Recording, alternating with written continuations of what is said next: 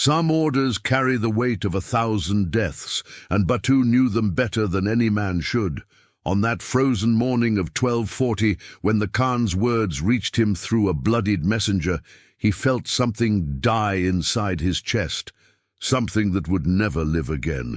The order was simple, terrible, final. Find the last descendants of the house of Khwarezm Shah and erase them from the face of the earth as if they had never existed, as if their blood were merely a stain that needed to be cleansed from the great tapestry of the Mongol Empire. Before we continue, remember to subscribe to Sand, Blood and Chains, where the stories that history feared finally speak again. Batu was a man forged in violence, molded by the endless campaigns that had carried the Mongols to the ends of the known world. His fingers, long and precise, knew the weight of a sword better than that of a flower, and his scars told stories he preferred to forget. But that morning, when the imperial scroll was placed in his weathered hands, those same hands trembled for the first time since childhood. The parchment bore the Khan's seal, the great falcon with wings spread wide, pressed in crimson wax that looked disturbingly like dried blood. The words were written in the flowing script of the court scribes, but their meaning cut through his soul like a blade forged in winter fire. The house of Khwarezm Shah had been broken 20 years ago. Their armies scattered like leaves before the Mongol storm. Their cities had burned, their palaces had crumbled, their warriors had fed the carrion birds of the steppe. But somewhere, hidden in the forgotten corners of the world, survivors remained. Children who carried the bloodline, elders who remembered the old ways, women who whispered the ancient names in the darkness of their hiding places. They posed no threat to the empire. They were shadows of shadows, echoes of a kingdom that existed now only in memory and dream. Yet the Khan's paranoia had grown with his age, and in his fevered visions, he saw threats where none existed, enemies where only ghosts remained. Batu studied the names written on the scroll: 12 families, 43 souls, men, women, children. The youngest was barely 3 summers old. The oldest, a grandmother who had once served as a minor courtier in the palace of Shah Ala ad-Din. They had been tracked across continents, hunted through years of patient investigation, their lineages traced back through blood and marriage, and the whispered testimonies of those who had been broken on the Khan's wheels. Now they lived in a small settlement beyond the Caspian Sea, believing themselves forgotten by history, believing they had found peace at last in obscurity and silence. The wind that morning carried the scent of coming snow, and as Batu stood outside his tent, he remembered another morning, another order, another list of names. He had been younger then, his beard still black instead of streaked with the silver of 40 winters. The village had been called Nishapur, and the order had been the same: total extermination, not just of the defenders, but of everyone who drew breath within its walls. He had led the charge himself, had watched his men pour through the broken gates like a river of steel and death. The screaming had lasted from dawn until dusk, and when silence finally fell, the dead numbered in the tens of thousands. They had been enemies of the empire, the generals had told him, rebels who had dared to resist. Their death was necessary, justice, the will of eternal heaven. But in the darkness of his tent that night, when the celebrations had ended and his men had drunk themselves into stupor, Batu had walked among the bodies. He had seen the children, their eyes still open to the uncaring sky. He had seen the women clutching their infants, the grandfathers who had fallen while trying to shield their grandsons. He had seen a young mother, no older than his own sister, lying across her baby, as if her body could somehow protect it even in death. And for the first time in his life of war and conquest, Batu had wept. The memory burned in his mind as he read the names on the scroll again. Jamshid ibn Takash, descendant of the last Shah. His wife Gulshan, pregnant with their second child. Their daughter Soraya, who would turn 4 with the next full moon. The old woman called Bibi Mariam, who carried in her blood the lineage of kings and in her memory the songs of a dead civilization. Farmers and shepherds and merchants scattered across 3 villages, living simple lives under simple names, their royal heritage buried so deep they barely remembered it themselves. Batu's lieutenant, Korchi, approached with the easy confidence of a man who had never questioned an order in his life. "The men are ready, Noyan," he said, using the title of respect that came with command. "We can reach the first village by tomorrow's sunset. Should we take prisoners for questioning?" The question hung in the air like incense in a temple, heavy with implication. Batu looked at his second in command, a man he had fought beside for 15 years, who had saved his life at the Battle of Kalka River, who trusted him as completely as a son trusts his father. Korchi's face showed nothing but anticipation for another successful mission, another enemy eliminated, another victory to add to their shared legend. "No prisoners," Batu heard himself say, though the words felt strange in his mouth. "The Khan's orders are clear, complete extermination." Korchi nodded and began to turn away, but something in Batu's voice must have caught his attention. He paused, his sharp eyes studying his commander's face with the intuition of a man who had learned to read the subtleties of battle and death. "Is something troubling you, Noyan?" Batu forced his expression into the mask of iron certainty that had served him well through 2 decades of campaign. "Nothing troubles me. Prepare the men." But as he watched Korchi stride away to ready their small force, 25 of the Khan's finest warriors, enough to destroy an army if necessary, Batu felt the weight of the scroll in his hands like a stone pressing against his heart. He had carried out dozens of such missions, had eliminated threats both real and imagined with the cold efficiency that had made him one of the Khan's most trusted generals. Yet something was different now. Something had changed in the secret chambers of his soul, where doubt had never been permitted to enter. The steppe stretched endlessly around their camp, a sea of brown grass beneath a sky the color of old iron. This was the landscape of his birth, the eternal homeland that had shaped his people into the greatest conquering force the world had ever known. Every blade of grass whispered stories of victory. Every hill remembered the thundering passage of the great army that had brought emperors to their knees and made nations disappear like morning mist. But today the steppe felt different. Today it seemed to be watching him, judging him, waiting to see what choice he would make when the moment came. He remembered his father's voice, deep as thunder, telling him stories by the fire when he was small enough to believe that warriors were heroes. "A Mongol serves the Khan above all else," his father had said, hands gesturing toward the stars. "Our strength comes from unity, our victory from obedience. The moment we start questioning orders is the moment we become weak, like the settled peoples we conquer." His father had died fighting the Jin dynasty, falling with an enemy spear in his chest and the Khan's name on his lips. And Batu had carried that lesson through every battle since. But now, as he sat alone in his tent with the scroll burning in his hands, he wondered what his father would have said about this order. Would the old man have counseled obedience even unto the slaughter of children? Would he have seen wisdom in the Khan's paranoia, necessity in this systematic extermination of innocence?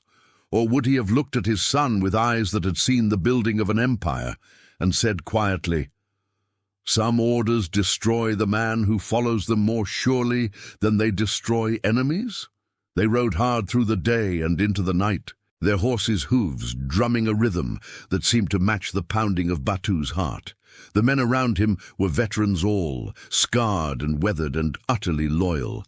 They had followed him across the burning cities of Khwarezmia, through the mountain passes of Persia, into the very heart of enemy territory where death waited around every corner. They would follow him into the darkest hell if he commanded it, and they would do so without question or hesitation, because that was what it meant to serve under the banner of the great Khan. But as the miles passed beneath their horses' hooves, Batu found his mind turning again and again to the names on the scroll. He tried to picture them as enemies, as threats to the empire, as dangerous remnants of a poisonous legacy that needed to be cut away before it could spread. Instead, he found himself imagining the little girl Soraya playing in the dust outside her family's hut, her laughter bright as silver bells in the evening air. He saw the pregnant woman Gulshan, her hands resting protectively over her unborn child, perhaps humming the lullabies her own mother had sung to her in the vanished palaces of another age. The first village appeared at sunset, just as Korchi had predicted. It was a humble place, perhaps 60 souls in all, their houses built of mud brick, and their hopes invested in small gardens and modest herds of goats. Smoke rose from cooking fires, and the sound of children's voices carried on the wind as they played their evening games. To look at it, no one would ever guess that this peaceful settlement harbored the blood of kings, that within these simple walls lived the last echoes of a dynasty that had once ruled from the Caspian Sea to the Arabian Gulf. Batu raised his hand to halt the column, and his men arranged themselves in the formation they had practiced 1,000 times, a crescent that would sweep through the village like a scythe through wheat, leaving nothing alive in its wake. The horses stamped and snorted, eager for action after the long ride. The warriors checked their weapons one final time, their movements crisp and professional and utterly without mercy. "Noyan," Korchi said quietly, his voice carrying the question he was too disciplined to speak aloud. The men were ready. The village lay defenseless before them. All that remained was the order to attack. But Batu found himself staring at a specific house near the center of the settlement, a house where a young woman had just stepped outside to draw water from the well. She moved with unconscious grace, her dark hair catching the last light of day, and in her arms she carried a child, a little girl with bright eyes and a laughing mouth, who pointed at something in the sky and clapped her hands in delight. Soraya, daughter of Jamshid ibn Takash, great-great-granddaughter of Shah Ala ad-Din Muhammad II, 4 years old next month, condemned to die for the crime of carrying blood that had been deemed too dangerous to survive. "Noyan?" Korchi's voice was sharper now, touched with concern. Batu closed his eyes and felt the weight of 20 years of unquestioning service pressing down on him like a mountain. He thought of all the villages he had burned, all the cities he had sacked, all the lives he had taken in the name of the empire and the Khan's will. He thought of Nishapur and the dead children whose eyes still haunted his dreams. He thought of the little mother who had died trying to shield her baby, and how her face had looked exactly like his sister's might have looked if his sister had lived to bear children of her own. When he opened his eyes again, something fundamental had shifted inside him, something that could never be put back the way it was. "We make camp," he said, his voice steady despite the earthquake in his soul. "We observe tonight. We attack at dawn." It was a reasonable order, tactically sound, the kind of careful planning that had made him famous among the officer corps. But as they established their camp on a hill overlooking the village, Batu knew he was lying to his men for the first time in his career. He had no intention of attacking at dawn. He had no intention of attacking at all. The night passed with agonizing slowness. Batu lay in his bedroll, staring up at the stars, the same stars that had watched over his birth on the steppe 38 years ago, the same stars that had illuminated his first battle and his first kill, and every moment of glory and horror that had followed. The camp around him was quiet, except for the soft breathing of sleeping warriors and the distant howl of wolves hunting across the grasslands. It should have been peaceful, but peace had become impossible for him.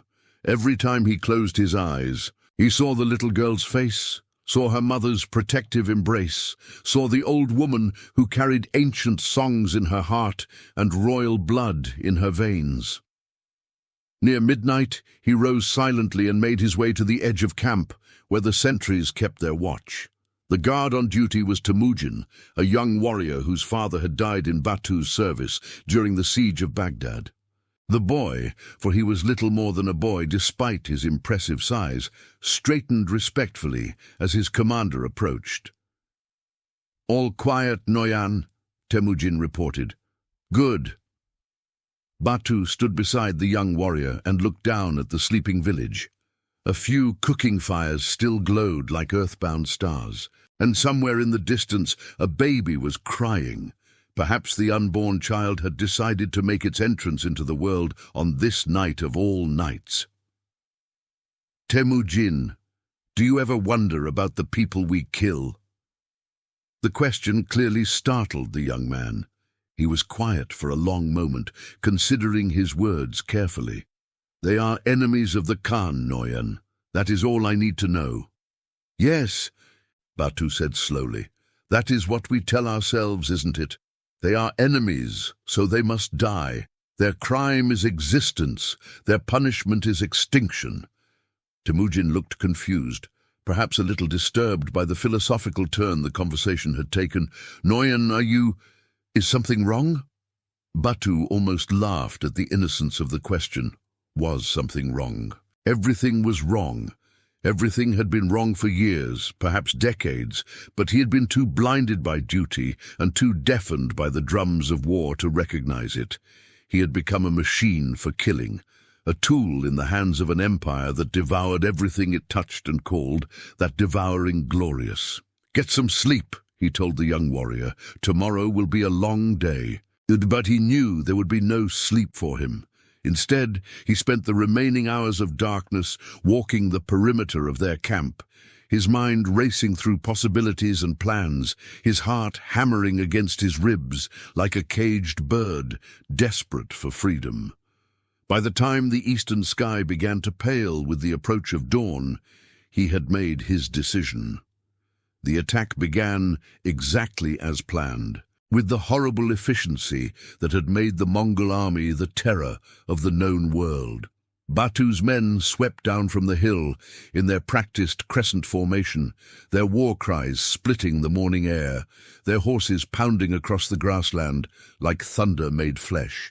The villagers had perhaps 30 seconds of warning before the warriors were among them, and in those 30 seconds, their peaceful world transformed into a nightmare of fire and steel and screaming death.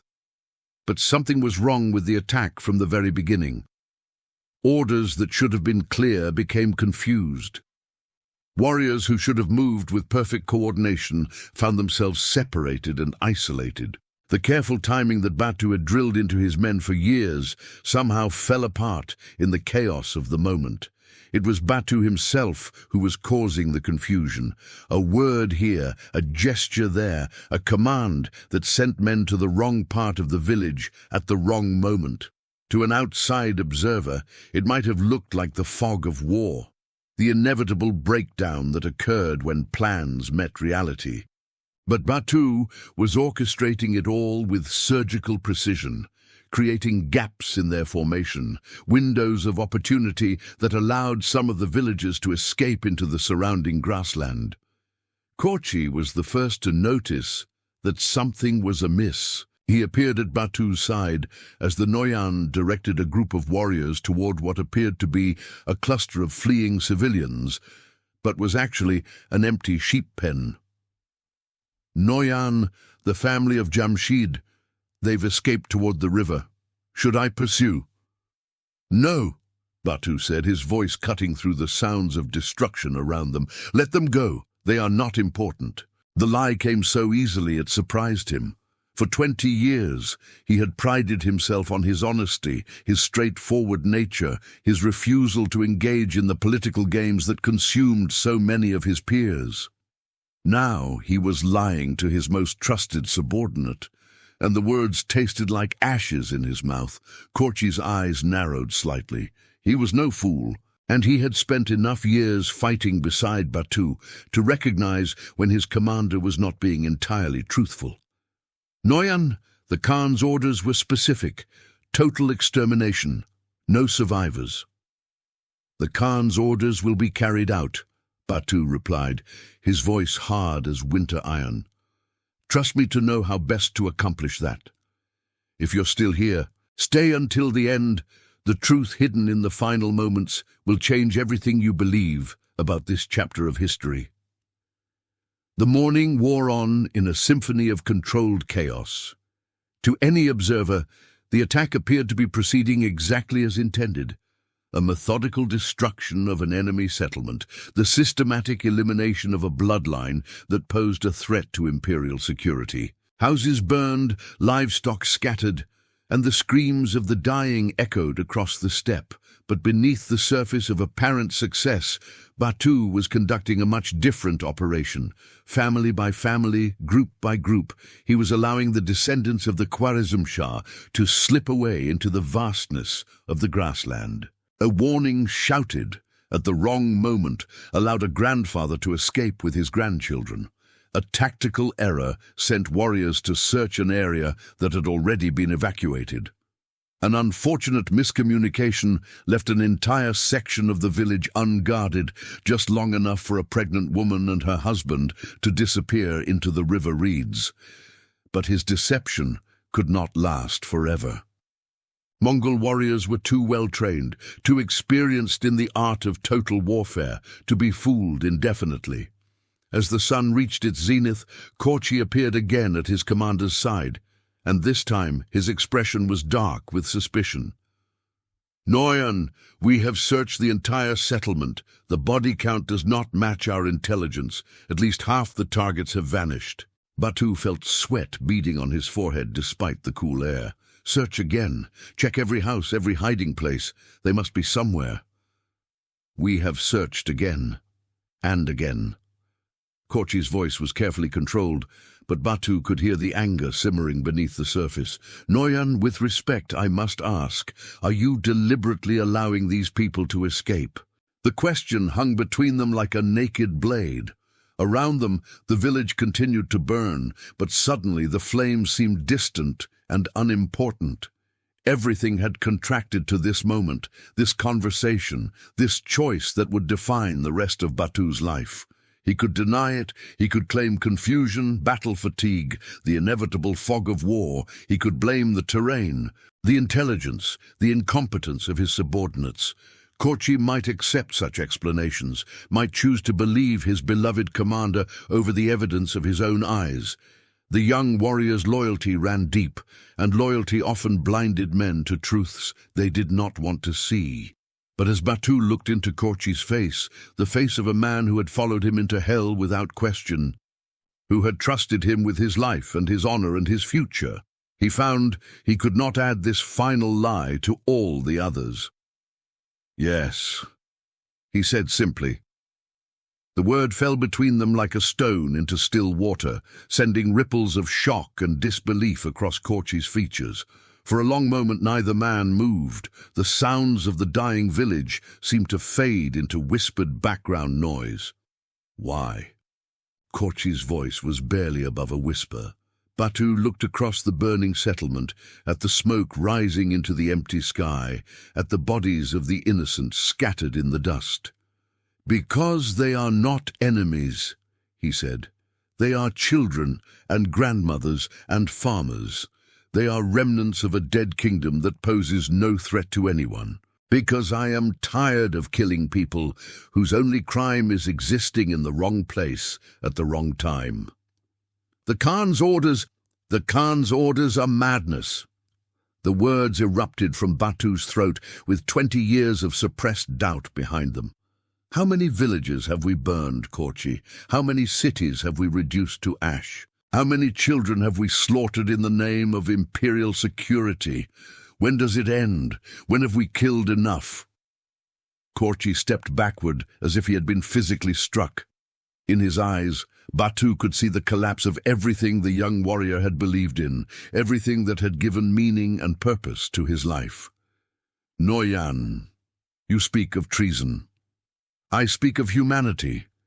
Batu's hand moved unconsciously to the hilt of his sword. I speak of choosing to save innocents rather than slaughter them. I speak of remembering that we are men, not animals. The other warriors had begun to gather around them, drawn by the tension in their commanders' voices.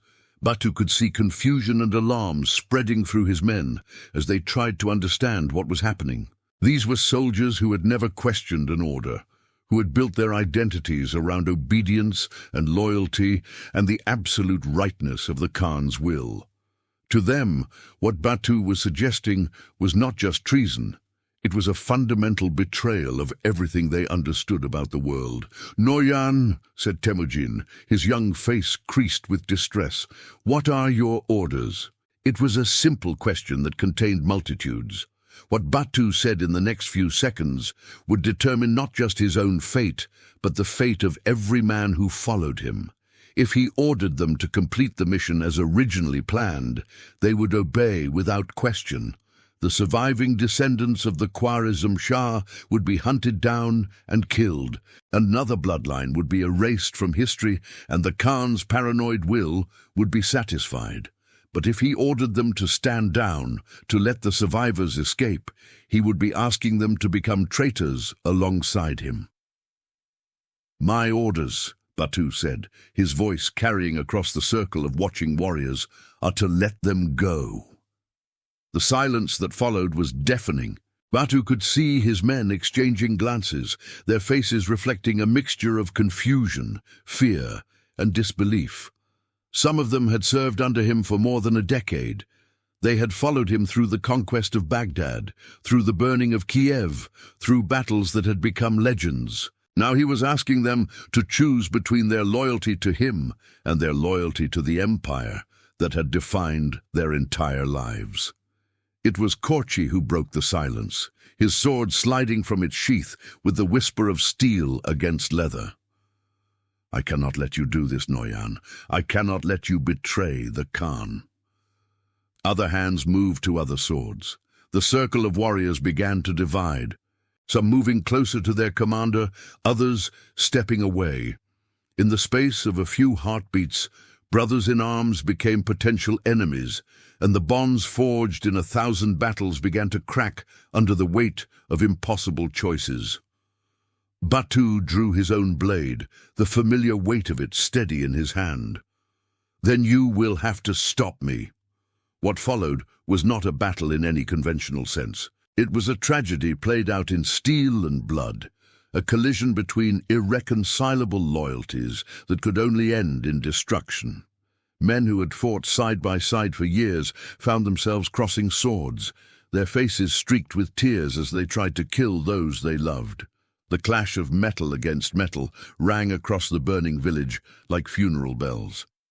Batu parried a thrust from Mongol, a veteran who had saved his life during the siege of Samarkand, and the look of anguish in the older warrior's eyes was almost unbearable. These men were not enemies.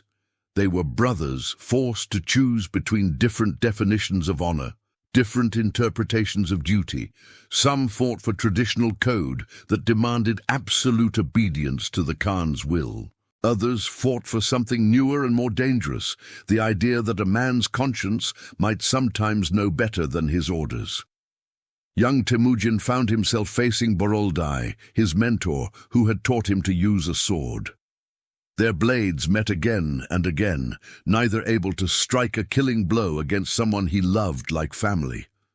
Around them, grass grew slick with blood that should never have been spilled, and smoke from burning houses rose like prayers for the dead.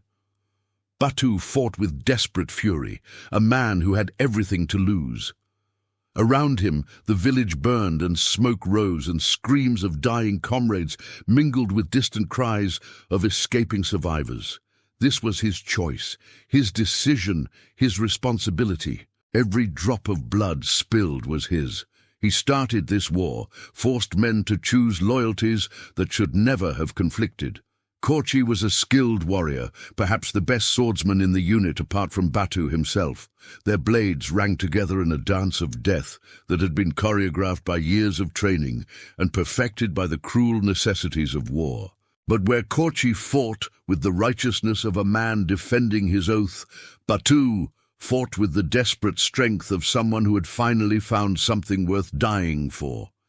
The end, when it came, was swift and brutal. Korchi's guard dropped for just a moment, perhaps distracted by the sight of another warrior falling to Batu's supporters. Batu's blade found the gap in his armor, slid between his ribs, and pierced his heart with surgical precision. As Korchi fell, his eyes meeting Batu's one last time, the young warrior whispered, "I'm sorry, Noyan. I had to try." "I know," Batu replied, cradling his dying lieutenant in his arms.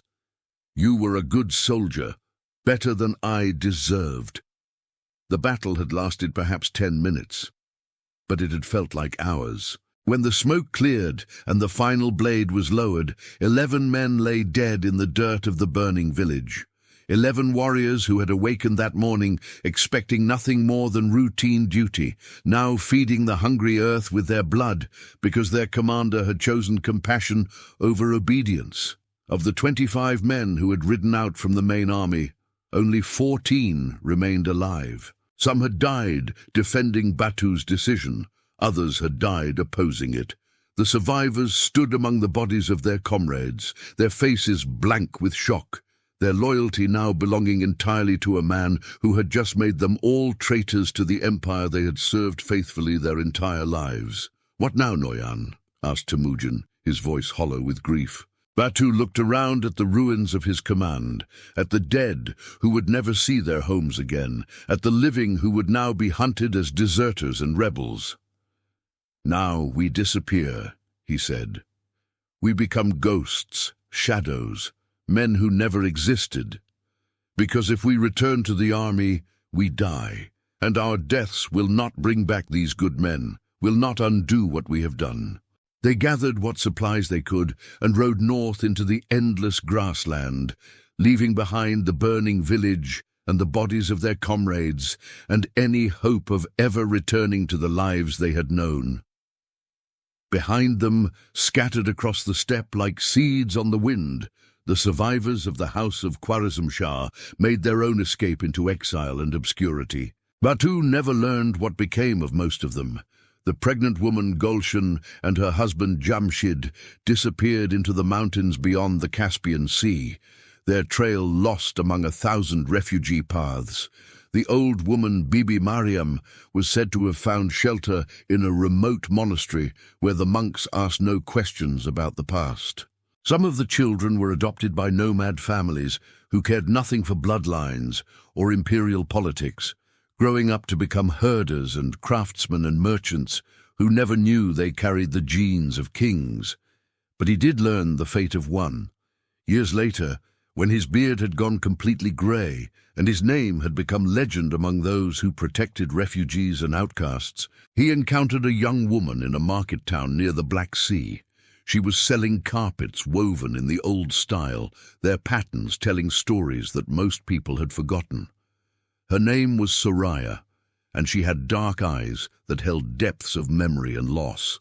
She was pregnant with her first child, and when she spoke to her husband, Batu heard an echo of royal Persian in her voice, carefully hidden, but unmistakable to one who knew how to listen. She did not recognize him, of course. To her, he was just another weathered traveler with silver in his beard and scars on his hands.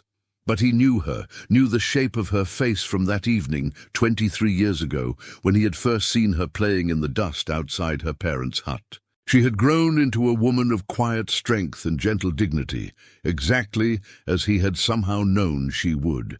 He bought a carpet from her, a beautiful piece that depicted a garden from paradise, full of flowering trees and flowing streams. As he paid her, their hands touched briefly, and for just a moment he thought he saw a flicker of recognition in her eyes. But then it passed, and she smiled and thanked him for his purchase, and he walked away knowing he would never see her again. That night, In the inn where he was staying, Batu unrolled the carpet on the floor of his room and studied its intricate patterns.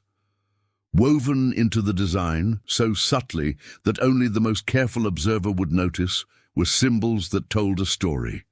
The story of a royal house that had fallen, a people who had been scattered, a bloodline that had survived against all odds because one man had chosen mercy over duty.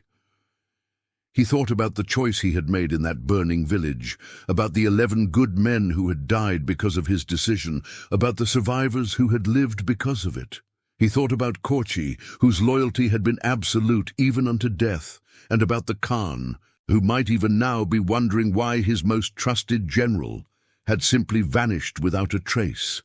He thought about the empire he had served and abandoned, about the wars that continued without him, about the villages that still burned in the name of imperial glory. Had he been right? Had his choice been worth the price paid in blood and broken oaths? There were nights when he was not sure, nights when the faces of his dead comrades haunted his dreams, and he wondered if he had simply been a fool who had confused sentiment with wisdom. But then he would remember Soraya's face as she sold him the carpet, would remember the quiet dignity in her voice, would remember that she lived and her children would live, and their children after them would carry forward something precious that might otherwise have been lost forever. The irony was not lost on him that he, Batu the Destroyer, had become Batu the Preserver. The man who had spent 20 years erasing bloodlines had spent his final years protecting one. History would never know his name. He had made sure of that. The official record spoke only of a minor commander who had failed in his mission and disappeared, presumed dead. His achievements were credited to others, his victories attributed to more loyal servants of the empire. But in the market towns and mountain villages where refugees gathered, in the quiet corners of the world, where the forgotten made new lives for themselves, stories were told of a scarred warrior who helped those who had nowhere else to turn. They called him the Ghost of the Steppe, and said that he appeared when good people faced impossible choices, that he offered protection to those who had no other protector. The stories grew in the telling, became myth, became legend, until the man they described bore little resemblance to the broken soldier who had once served an empire of conquest and death. Batu lived for 17 more years after the burning of that village, 17 years of wandering and protecting and remembering. He never married, never settled in one place for long, never allowed himself the luxury of forgetting what he had been or what he had done.